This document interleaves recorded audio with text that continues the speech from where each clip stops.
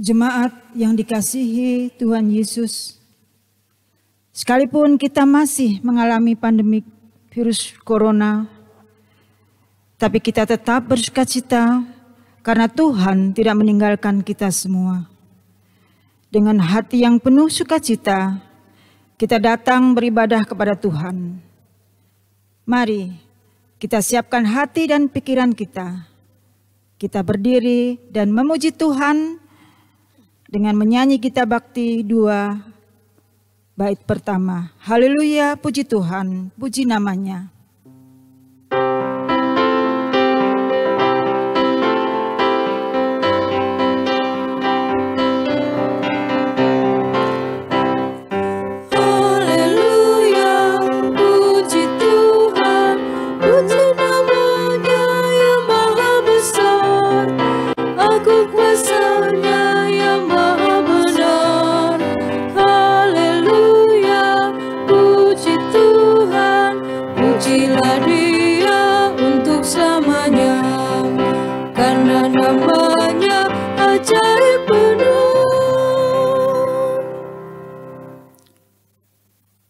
Mari kita berdoa.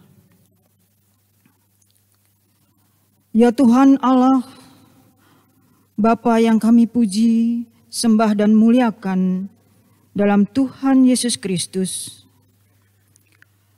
Kami bersyukur karena pemeliharaan-Mu, sehingga kami dapat menikmati karya-Mu dalam berbagai pengalaman di sepanjang hari ini. Ajarlah kami untuk mensyukuri setiap sukacita dan berkat yang kami nikmati. Didiklah kami untuk belajar dari kegagalan atau kesukaran yang kami lalui hari ini. Dengan demikian kami senantiasa mengimani kuasa dan penyertaan-Mu yang sempurna dalam keterbatasan kami. Saat ini kami juga bersyukur dapat menghayati persekutuan bersama keluarga. Kiranya Engkau mengurapi kami semua, dan ibadah ini berkenan bagi-Mu ya Allah. Inilah ungkapan syukur dan permohonan kami. Di dalam nama Tuhan Yesus Kristus kami berdoa. Amin. Kita membaca Mazmur pasal yang ke-73 bait 21 ayat 21 sampai 28 secara silih ganti sebagaimana kita membaca Mazmur. Mazmur 73 ayat 21 sampai dengan 28. Demikian firman Tuhan. Ketika hatiku merasa pahit, aku dungu dan tidak mengerti. Seperti hewan aku di dekatmu. Tetapi aku tetap di dekatmu. Engkau memegang tangan kananku. Dengan nasihatmu engkau menuntun aku. Dan kemudian engkau mengangkat aku ke dalam kemuliaan. Siapa gerangan ada padaku di sorga selain engkau? Selain engkau tidak ada yang kuingini di bumi. Sekalipun dagingku dan hatiku habis lenyap, gunung batuku dan bagianku tetaplah Allah selama-lamanya. Sebab sesungguhnya siapa yang jauh daripadamu akan binasa. Kau binasakan semua orang yang berzina dengan meninggalkan engkau. Tetapi aku suka dekat pada Allah.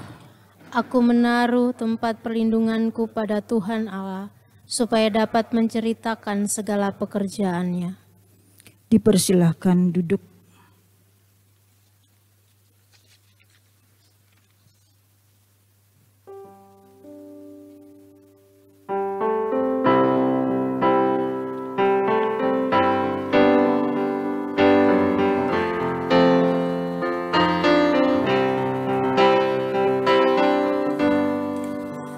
Kepadamu ku berdoa dan ku pinta, ulurkanlah tangan kasih-Mu padaku, karena ku tahu Kau selalu di sisiku. Oh Tuhanku, dengarkanlah doaku kepadamu, karena ku tahu pasti, oh Tuhan, apapun juga di dunia ini, tanpa Kau Tuhan semuanya takkan berarti. Oh Tuhanku, dengarkanlah doaku kepadamu. Jemaat yang diberkati Tuhan Yesus Kristus, kita akan masuk dalam pelayanan firman Tuhan. Kembali pada hari ini kita akan memasuki materi kedua dari 7 materi pembinaan tentang keluarga di bulan Pelkes. Bacaan firman Tuhan akan kita baca dari Mazmur pasal 84. Pasal 84 ayat pertama sampai 13. Mazmur 84 ayat pertama sampai 13. Kita akan berdoa sebelum membaca firman Tuhan dan merenungkannya. Mari kita berdoa. Berkati kami, mampukan kami dengan roh-Mu ya Tuhan, mengerti akan kebenaran firman-Mu dan memeliharanya dengan baik sehingga kami menjadi pelaku firman-Mu. Bersabdalah Tuhan, kami siap menyambut firman-Mu dan kebenarannya. Amin. Mari jemaat berdiri. Kita membacanya dengan bergilir ganti sebagaimana kita membaca Mazmur. Kita mulai dari ayat pertama, saya akan bacakan, baru ayat kedua kita membaca sebagaimana membaca Mazmur. Untuk pemimpin biduan menurut lagu Gittits, Mazmur Bani Korah. Betapa disenangi tempat kediaman-Mu, Ya Tuhan semesta alam. Jiwaku hancur karena merindukan. Pelataran-pelataran Tuhan. Hatiku dan dagingku bersorak-sorai Kepada Allah yang hidup. Bahkan burung pipit telah mendapat sebuah rumah. Dan burung layang-layang sebuah sarang, tempat menaruh anak-anaknya. Pada mesbah-mesbah-Mu ya Tuhan semesta alam. Ya Rajaku dan Allahku. Berbahagialah orang-orang yang diam di rumah-Mu. Yang terus-menerus memuji Engkau. Berbahagialah manusia yang kekuatannya di dalam Engkau. Yang berhasrat mengadakan ziarah. Apabila melintasi lembah Baka, mereka membuatnya menjadi tempat yang bermata air. Bahkan hujan pada awal musim menyelubunginya dengan berkat. Mereka berjalan makin lama makin kuat. Hendak menghadap Allah di Sion. Ya Tuhan Allah semesta alam, dengarkanlah doaku. Pasanglah telinga ya Allah Yakub. Lihatlah perisai kami ya Allah. Pandanglah wajah orang yang Kau urapi. Sebab lebih baik 1 hari di pelataran-Mu daripada 1000 hari di tempat lain. Lebih baik berdiri di ambang pintu rumah Allahku daripada diam di kemah-kemah orang fasik. Sebab Tuhan Allah adalah matahari dan perisai. Kasih dan kemuliaan Ia berikan. Ia tidak menahan kebaikan. Dari orang yang hidup tidak bercela. Ya Tuhan semesta alam. Berbahagialah manusia yang percaya kepadamu. Demikianlah firman Tuhan yang telah kita baca dan akan kita dengarkan firman-Nya melalui renungan pada malam hari ini. Haleluya. Haleluya, haleluya, haleluya. Jemaat silakan duduk. Selamat malam, jemaat yang diberkati Tuhan Yesus Kristus. Hari ini tema kita Bina Keluarga adalah membangun rumah atau keluarga sebagai tempat istirahat yang ternyaman. Kata istirahat di sini bukan berarti tidur gitu ya, tapi tempat tinggal yang nyaman. Nah, saya mulai dengan sebuah pernyataan begini. Senyaman-nyamannya tinggal di hotel, ya, senyaman-nyamannya tinggal di hotel, kita pasti akan pulang ke rumah. Senyaman-nyamannya kita tinggal di hotel, pasti kita akan pulang ke rumah. Mengapa? Ya, karena di hotel kita tamu. Di hotel kita punya tetangga kamar sebelah tapi tidak kita kenal sama sekali. Sehingga kita mungkin sama sekali tidak bertegur sapa. Bahkan kita harus bayar. Kalau tidak bayar ditangkap, serahkan polisi. Di hotel kalau Bapak Ibu buka lemari es bawa pulang barang di situ, bayar. Tidak bisa memindahkan sembarangan kan, memakai sembarangan. Berbeda kalau kita tinggal di rumah kita. Kita beda kalau tinggal di rumah kita, Bapak Ibu dan saudara sekalian. Kenapa? Di rumah kita itu tuan rumah. Sesederhana mungkin sekali rumah kita tetap tuan rumah. Bahkan mungkin kalau kita masih ngontrak tetap kita tuan rumah. Iya kan? Di rumah kita bebas memindahkan barang semau kita. Kursi kita pindah. Tempat tidur kita pindah. Hiasan kita tambah, kita kurangi atau kita pindah. Terserah. Sesuai dengan selera kita. Jadi di rumah itu kita menjadi raja. Kita tata rumah sesuai dengan kepribadian dan karakter kita. Makanya rumah bisa merupakan cermin dari kepribadian dan karakter kita. Kalau kita lihat rumah yang catnya diwarna-warni, pasti orangnya itu penuh warna itu. Karakter kepribadiannya. Warna cat juga gitu. Kalau warnanya merah, wah orangnya pasti meledak-ledak gitu. Tapi kalau rumahnya warnanya pastel kalem, orangnya pasti kalem. Karena itu soal selera kan. Selera itu soal kepribadian. Jadi dengan kata lain, senyaman-nyamannya tinggal di hotel, kita pasti akan pulang ke rumah juga, Bapak Ibu. Nah, kita lanjutkan pada gambar yang kedua. Pertanyaannya sekarang, sudahkah rumah atau keluarga kita menjadi tempat yang nyaman? Sudahkah rumah kita menjadi tempat yang ternyaman?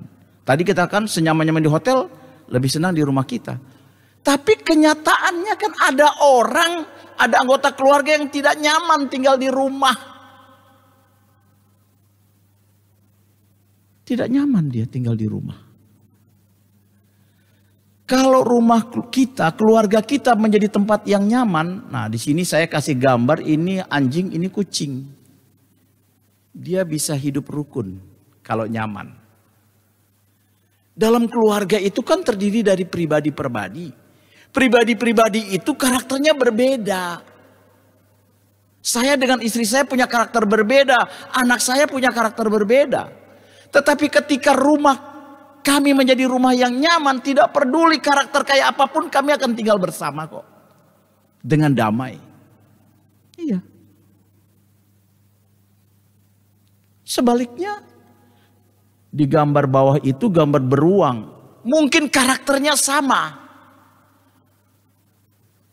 Tapi, gitu ya, suasana di dalamnya bisa membuat kita bertengkar. Tidak rukun, tidak cocok satu dengan yang lainnya. Sehingga ada orang kalau mau pulang ke rumah dia malas. Karena rumahnya tidak membawa damai buat dia. Ya dia pulang kalau mau tidur saja. Kalau sudah capek baru dia pulang. Bisa tengah malam. Akhirnya rumah itu hanya menjadi tempat singgah kayak si terminal, hanya tempat makan seperti warung, atau tempat tidur hanya seperti hotel. Lebih daripada itu tidak ada. Padahal rumah itu ikatannya kan berbeda dengan di hotel. Di hotel ada prinsip ekonomi, saya bayar saya disambut dengan sukacita. Iya kan? Makin mahal kelas saya, kamar saya makin tinggi, fasilitasnya luar biasa. Di rumah kan tidak. Ikatannya itu bukan ekonomi, ikatannya itu cinta kasih. Suami istri, cinta kasih orang tua dan anak. Gitu loh. Jadi memang seharusnya rumah itu benar menjadi tempat tinggal yang nyaman. Bukan sebaliknya. Dan dalam banyak kasus justru itu yang terjadi. Anak tidak betah tinggal di rumah. Akhirnya dia mencari sesuatu di luar. Dan akhirnya semuanya bermasalah. Padahal masalah itu dimulai dari tempat tinggal atau rumah atau keluarganya. Lalu bagaimana upaya kita menjadikan rumah atau tempat tinggal kita atau keluarga kita tempat ternyaman? Nah, bagaimana rumah keluarga menjadi tempat ternyaman?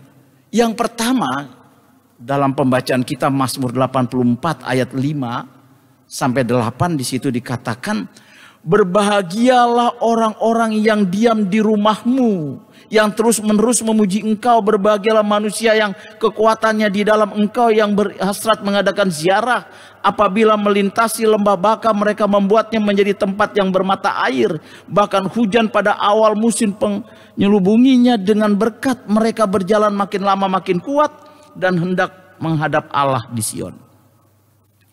Ini kan perikop judulnya rindu kepada kediaman Allah, rumah Tuhan. Daud merasa nyaman tinggal di rumah Tuhan. Dia merasa nyaman berkumpul, bertemu, bersekutu dengan Tuhan. Sehingga dia rindu, Bapak Ibu. Ingat lagu Jamal Mirdad?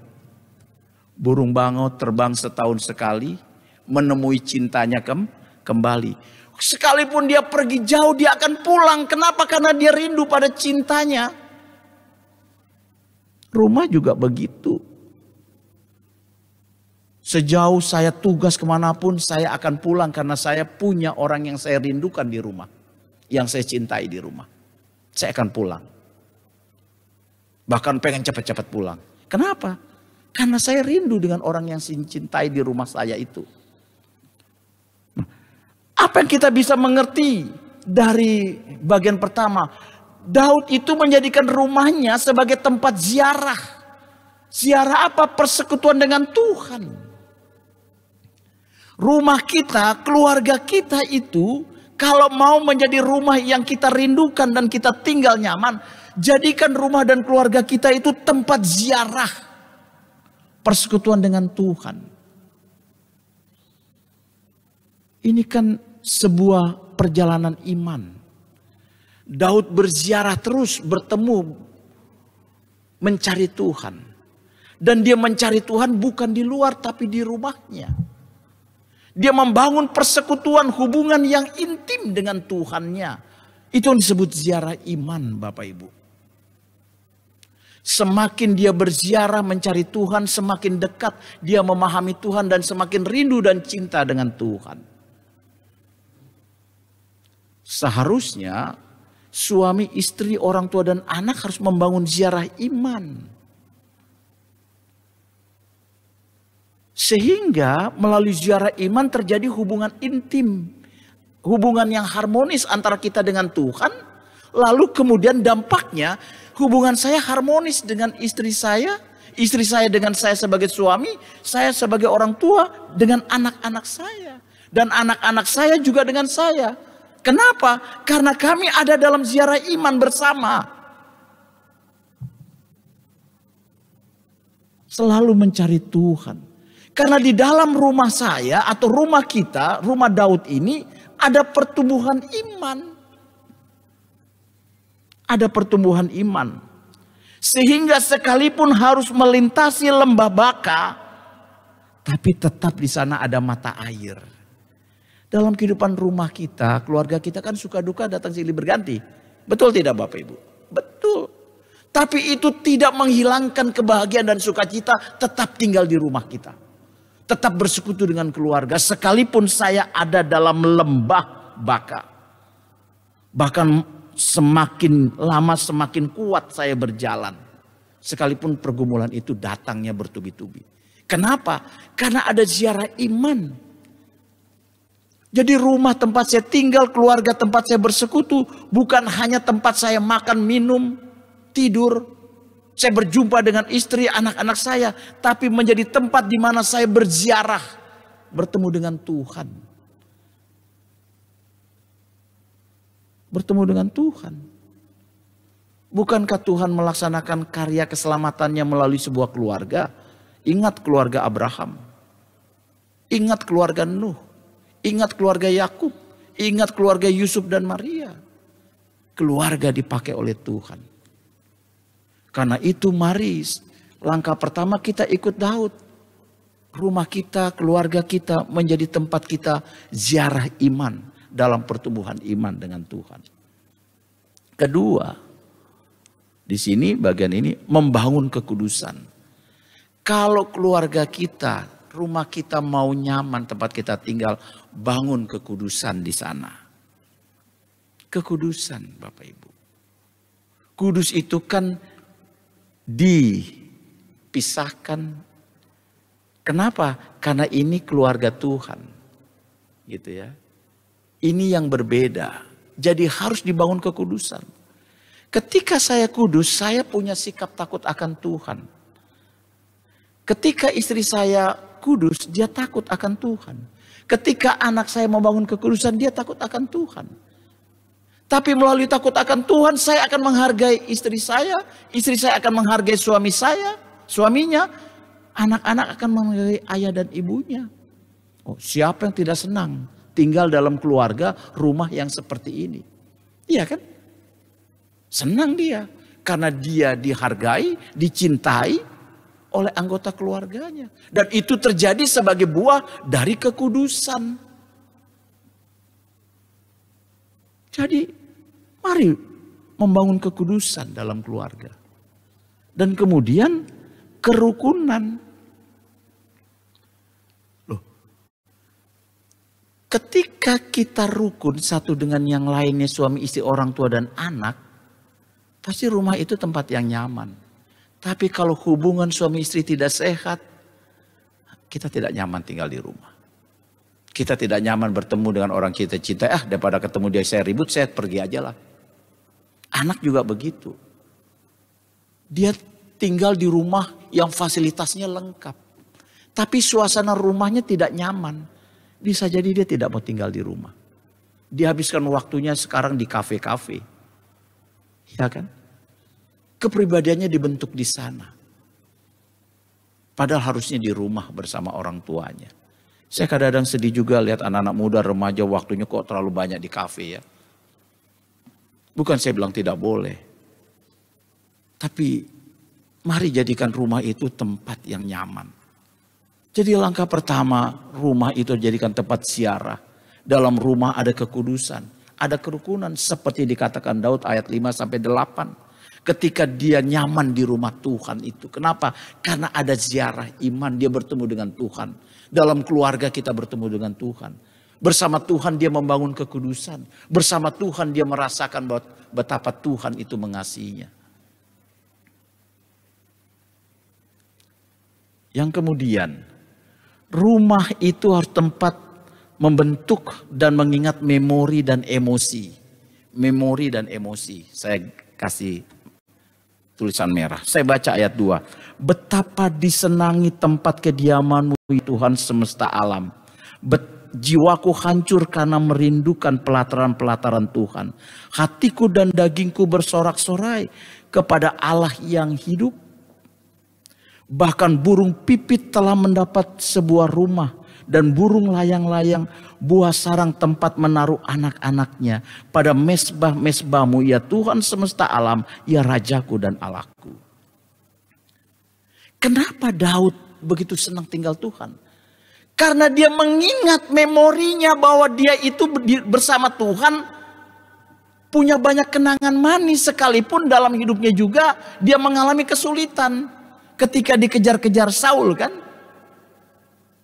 Tapi dibandingkan kebaikan Tuhan yang dia terima, tidak ada apa-apanya pergumulan hidup itu. Jadi rumah harus menjadi tempat membentuk dan mengingat memori, Bapak Ibu. Saya membangun karakter kepribadian dari rumah. Memori saya, rumah saya itu tempat saya tinggal atau keluarga tempat saya dibesarkan. Saya belajar apa artinya membangun cita-cita. Itu memori saya. Bapak saya bilang, nak, belajar ya supaya kamu punya masa depan. Itu saya termotivasi, memori saya. Saya berjuang, membangun harapan, membangun cita-cita. Itu memori indah. Saya ingat ketika bapak saya dengan keterbatasan kami makan. Bapak ibu yang namanya sayur asam itu ada melinjonya. Kami anak 5, satu orang satu. Sedih juga, tapi itu memori yang menyenangkan bagi saya dan adik-adik. Kami pernah susah bersama. Itu memori yang kami ingat. Saya ingat juga bapak saya hukum saya. Saya gereja, sekolah minggu diem-diem di tengah jalan saya belok main bola karena ada pertandingan. Ketahuan saya 1 hari tidak dikasih makan. Itu memori juga. Sehingga kenangan-kenangan yang manis yang ada di keluarga kita, rumah kita, itu mengikat kita. Oh, ada tempat di mana saya mengalami suka dan duka bersama. Itu keluarga saya, rumah saya. Iya kan? Dan upayakan usahaan memori itu yang menyenangkan.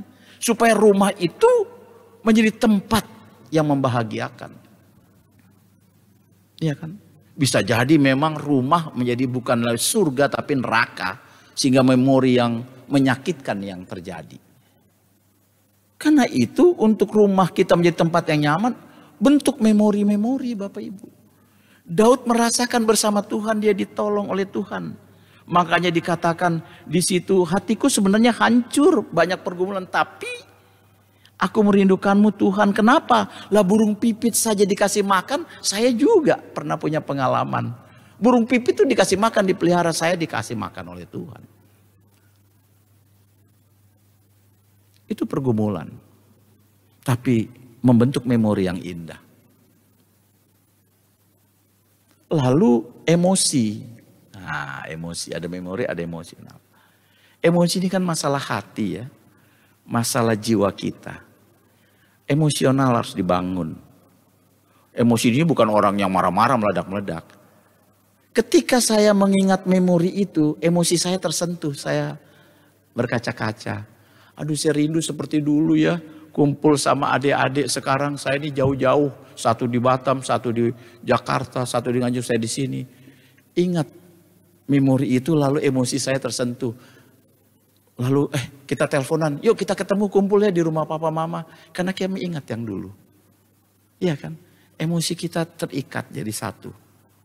Masa lalu, kecil kita sama-sama ya, dihukum sama-sama, makan melinjonya satu-satu, tempe satu, dipotong setipis-tipisnya supaya semua dapat. Itu membangun memori. Iya kan? Bagi tugas saya bagian ngepel ruangan, adik saya ngepel kamar, adik satu dulu kan pompanya pompa kodok tuh, ya kan? Satu lagi sapu, satu lagi buang sampah. Oh, memori itu kita ingat ya. Kapan kita seperti dulu lagi? Ada emosi. Tidak berjumpa dengan orang tua, ada rindu yang luar biasa. Itu karena ada emosinya. Makanya kenapa orang mudik? Ya itu tadi. Karena ada ikatan dengan kampung halaman. Kita lihat sampai sembunyi di itu mobil molen itu ya di dalamnya. Kenapa? Karena dia punya memori dan emosi dengan kampungnya, dengan keluarganya, dengan orang tuanya. Itu. Jadi kalau kita mau membangun rumah, keluarga kita tempat yang ternyaman, bangun memori yang indah dalam keluarga. Karena itu akan mengingat emosi kita. Kemanapun kita pergi, kita punya keluarga. Kalau toh rumah kita sudah tidak ada lagi, kita punya keluarga kok. Iya kan? Kita berkumpul, kita ingat masa lalu. Tempat kita nyaman. Tapi memang ini sudah mulai langka Bapak Ibu. Apalagi kalau dalam keluarga sudah banyak akar pahit. Orang sudah tidak peduli dengan keluarga. Ketika keluarga sudah tidak lagi menjadi dasar, repot kehidupan kita. Untuk mewujudkan itu undaklah Tuhan sebagai gembala. Saya tahu memang tidak mudah. Karena itu Tuhan bersedia menjadi gembala kita. Karena apa? Jadilah mitra bagi Sang Gembala Agung. Bagi jiwa keluarga kita. Memang kebahagiaan bukan sesuatu yang datang dari langit, harus diperjuangkan. Sampai kapan? Selama-lamanya. Karena itu undang Gembala Agung. Jadikan dia mitra kita. Bagi jiwa keluarga kita. Sehingga kita bisa berkata, sungguh rumahku adalah rumah yang ternyaman bagi jiwaku. Rumah yang ternyaman bagi jiwaku. Karena Tuhan membaringkan aku di rumput yang hijau dan membimbing aku ke air yang tenang. Dan dituntun ke jalan yang benar. Itu terwujud dalam keluarga kita. Rumah kita itu istana kita. Di rumah kita itu kita merasakan Tuhan membaringkan aku kok di rumput yang segar. Di rumah kita itu Tuhan membimbing aku ke air yang segar. Di rumah kita dituntun dalam kebenaran karena ada nasihat. Saya tidak mengecilkan pergumulan dan tantangan Bapak Ibu untuk itu semua. Tapi tetap kalau Tuhan menjadi gembala, Tuhan akan mampukan kita untuk mewujudkan itu. Sebab aku tahu rumahku telah menjadi rumah bagi Tuhanku. Jadi rumah kita tinggal jangan hanya menjadi rumah kita. Tapi biarkan menjadi rumah Tuhan. Jangan jadikan Tuhan tamu. Tamu itu datang dan pergi. Tapi jadikan Tuhan itu dasar yang tetap, yang tidak pernah meninggalkan rumah kita, keluarga kita. Jadi jadikan rumah kita itu rumah Tuhan. Dan surga yang Tuhan berikan. Jadi rumah kita, keluarga kita sungguhnya adalah surga yang Tuhan berikan. Dan anggota keluarga kita akan berkata, sebab lebih baik satu hari di pelataranmu daripada beribu hari di tempat yang lain. Ayat 11. Ketika rumah kita sudah seperti yang tadi dijabarkan. Lebih baik saya di rumah saya daripada di rumah lain. Seperti yang tadi dikatakan sebelah. Lebih baik satu hari di pelataranmu daripada beribu hari di tempat yang lain. Kita akan senang dengan rumah kita Bapak Ibu. Rumah kita adalah istana kita. Bangunlah di atas dasar yang paling kuat. Yaitu kasih dan kekudusan. Jadi kesimpulannya, saudaraku yang dikasihi Tuhan, materi kedua, rumah kita itu adalah rumah yang nyaman, tempat kita beristirahat. Karena itu, mari kita bangun rumah kita, wujudkan itu. Jadikan rumah kita tempat di mana Tuhan juga tinggal tetap, bukan tamu. Jadikan rumah kita tempat ziarah iman. Kita membangun kekudusan, kita membangun persekutuan. Jadikan rumah kita tempat kita membangun memori-memori, kenangan-kenangan yang manis. Sehingga tidak mungkin dilupakan. Lalu itu mengingat emosi jiwa kita. Sehingga kita akan tersentuh hati kita ketika bicara tentang rumah kita dan keluarga kita. Ada air mata. Sekalipun kita terpisah mungkin dengan anggota keluarga kita. Tapi memori kenangan itu mengikat kita. Sehingga kita akan selalu bergandengan tangan rukun satu dengan yang lainnya.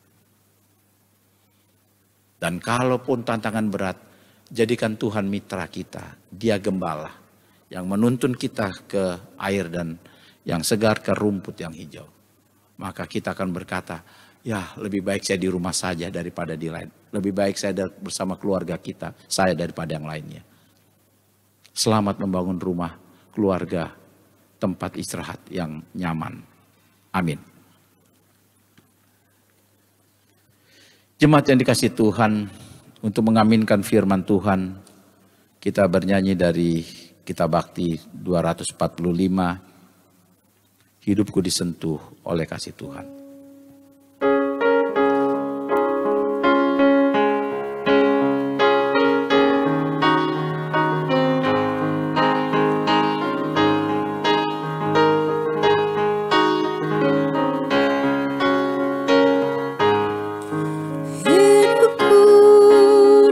Sentuh oleh kasih Tuhan,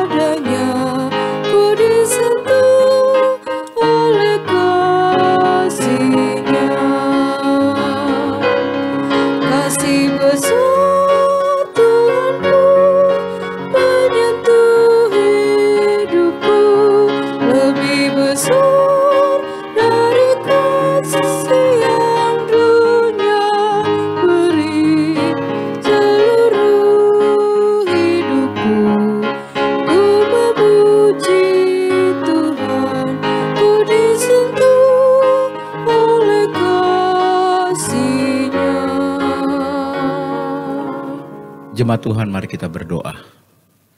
Terima kasih kami sudah membahas satu materi tentang rumah atau keluarga sebagai tempat istirahat yang ternyaman bagi kami. Melalui materi ini tujuannya kami boleh membangun keluarga di mana seisi rumah merasa damai dan nyaman tinggal di dalamnya. Tuhan, kiranya melalui materi ini kami diingatkan akan tanggung jawab kami, supaya kami boleh berupaya dengan sungguh-sungguh, sekalipun tantangan dan pergumulan silih berganti. Kami mohon Engkau sebagai gembala memampukan kami membangun rumah, keluarga yang kuat dan kokoh, yang kudus, yang berkenan di hadapan Tuhan. Sehingga seisi rumah tangga boleh menjadi seisi rumah tangga yang bersuka cita, yang selalu rindu pulang di tengah keluarga dan rumahnya. Karena di sana ada cinta kasih, ada orang-orang yang kami cintai dan kami kasihi. Keluarga, rumah kami, tempat kami boleh mengalami begitu banyak pengalaman-pengalaman yang indah, yang penuh sukacita. Sekalipun ada tantangan dan kesulitan, tapi itu semua menjadi indah ketika kami melihatnya dari rencana Tuhan yang membentuk kami dan keluarga kami. Kami punya ikatan emosional yang kuat dengan orang-orang yang kami kasihi. Sebagai suami kami mengasihi istri, sebagai istri mereka mengasihi suami. Orang tua mengasihi anak, anak mengasihi orang tua, kakak beradik saling mengasihi. Ikatan emosional itu begitu kuat. Karena kami ada dalam satu ikatan cinta kasih di dalam Kristus yang mempersatukan keluarga kami. Kami tahu Tuhan di zaman sekarang begitu banyak tantangan. Sehingga banyak keluarga yang mengalami hal yang sebaliknya. Tapi kami percaya Tuhan akan menjaga mereka, melindungi mereka. Memberkati untuk mereka keluar dari pergumulan dan tantangan itu dan mewujudkan harapan. Rumah mereka, keluarga mereka adalah istana. Tempat mereka merasakan surga yang Tuhan berikan dalam kehidupan keluarga. Kami berdoa Tuhan bagi GPIB Bukit Kasih.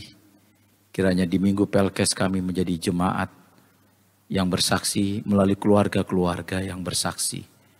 Melalui 7 materi bina yang akan disampaikan oleh hamba-Mu, biarlah ini menjadi berkat bagi kami Jemaat Bukit Kasih membangun keluarga yang kuat dan kokoh, sehingga ini akan menjamin kelanjutan kesaksian gereja-Mu yang sehat dan kuat karena terdiri dari keluarga yang sehat dan kuat dalam Tuhan. Berkati jemaat-Mu dengan seluruh kehidupan mereka, beri mereka berkat-Mu di setiap pekerjaan dan usaha, sekalipun sekarang ada pandemi, kami percaya Engkau memberi makan dan tempat tinggal bagi burung di udara, maka Engkau tentu lebih mengasihi kami, umat yang percaya kepadamu. Berikan kami kesehatan, jauhkan kami dari sakit penyakit, terutama paparan dari virus corona. Kalau ada jemaat yang terpapar, Tuhan pulihkan dan sembuhkan. Tuhan memberikan kami juga keselamatan, jauhkan dari segala musibah, kecelakaan dalam bentuk apapun. Tuhan berikan kami hati yang penuh sukacita, sehingga keluarga kami ada syukur sekalipun suka dan duka datang silih berganti. Berikan kami hikmat-Mu supaya kami juga mengerti dalam kehidupan keluarga akan rencana Tuhan bagi kami. Berkati anak-anak kami, cita-cita mereka, masa depan mereka, pasangan hidup mereka, pertumbuhan mereka, pergaulan mereka. Kiranya mereka bertumbuh sehat melalui keluarga dan mereka boleh menjadi saksi Tuhan dimanapun berada. Engkau tahu pergumulan kami masing-masing, kami bawa dan kami letakkan di bawah kaki salib-Mu. Karena kekuatan kami, pertolongan kami hanya pada Tuhan yang tidak pernah tidur dan tidak pernah menutup telinga untuk mendengar kami berdoa. Dan tidak pernah tertidur untuk mengawasi kami setiap langkah hidup kami. Terima kasih. Inilah doa kami Tuhan. Sempurnakan jangan kehendak kami yang jadi kehendak-Mu saja. Dalam nama Tuhan Yesus yang sudah mengajar kami berdoa. Bapa kami yang di surga, dikuduskanlah nama-Mu, datanglah kerajaan-Mu. Jadilah kehendak-Mu di bumi seperti di surga. Berikanlah kami pada hari ini makanan kami yang secukupnya. Dan ampunilah kami akan kesalahan kami seperti kami juga mengampuni orang bersalah pada kami. Dan jangan membawa kami ke dalam pencobaan, tapi lepaskanlah kami daripada yang jahat.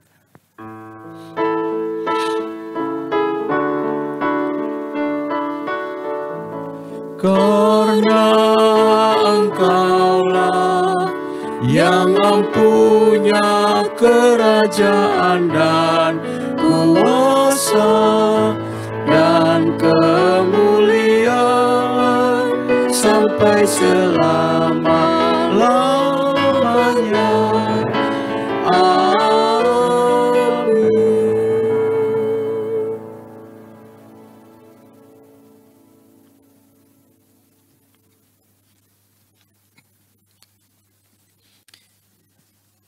Jemaat yang diberkati Tuhan, marilah kita memberikan persembahan kepada Tuhan berdasarkan pesan Alkitab yang terambil dari Mazmur 119 ayat 108 yang mengatakan, kiranya persembahan sukarela yang berupa pujian-pujian berkenan kepadamu ya Tuhan, dan ajarkanlah hukum-hukum-Mu kepadaku.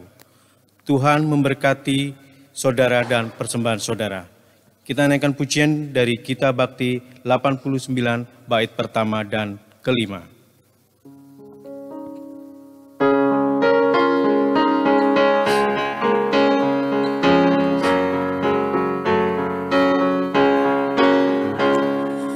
Dunia ini untuk kemuliaan Tuhan. Amin. Kita berbuat kepadanya. Amin. Amin, amin, amin, amin. Dunia ini untuk kemuliaan Tuhan. Amin.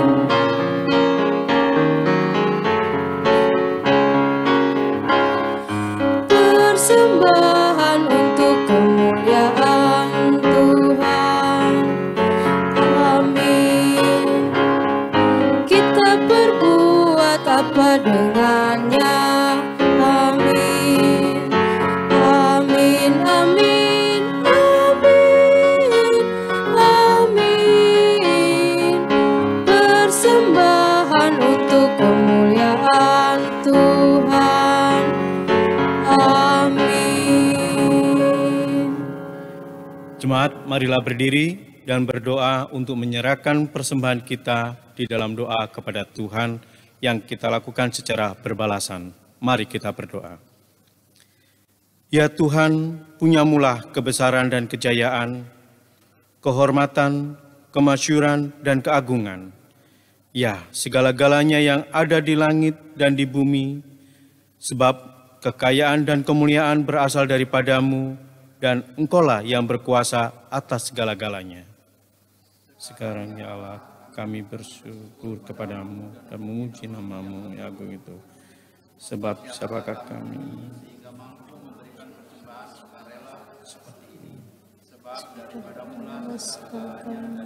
Dan dari tanganmu sendirilah persembahan yang kami berikan kepadamu. Dengan sukacita kami menyerahkannya di dalam doa kepadamu, ya Tuhan kami. Amin. Silakan duduk kembali.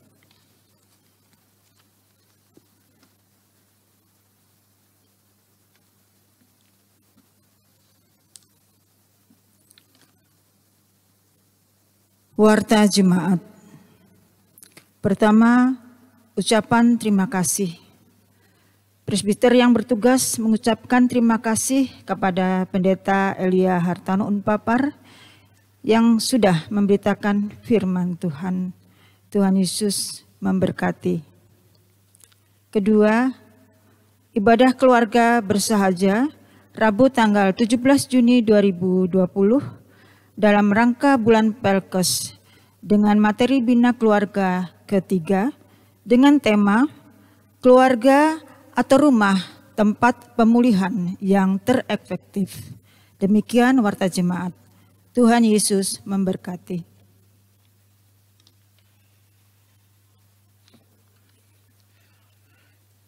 Bapak, Ibu, dan saudara sekalian, mari berdiri. Pulanglah dalam damai sejahtera, jadilah pelaku firman Tuhan di sepanjang hidupmu. Kita memuji Tuhan dari Kidung Jemaat 363, bait pertama dan ketiga, bagi Yesus kuserahkan.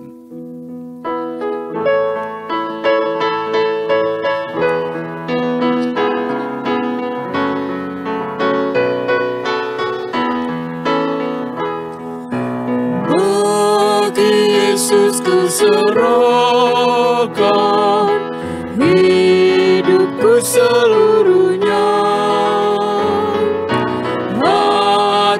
dan perbuatanku, pun waktuku miliknya. Bagi Yesus semuanya, pun waktuku miliknya.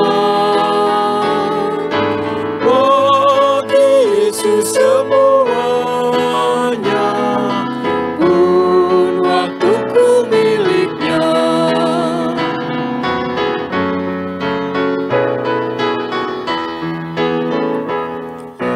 Ya, sejak ku pandang Yesus, ku tinggalkan dosaku.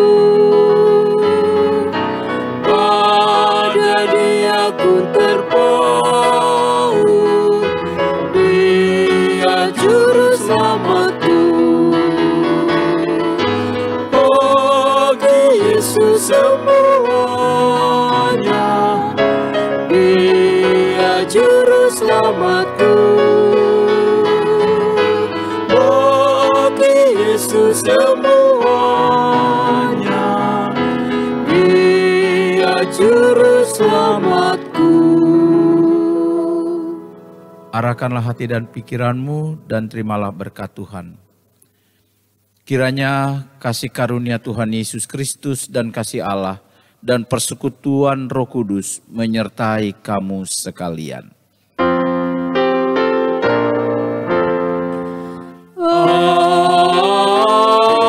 Amin, amin, amin.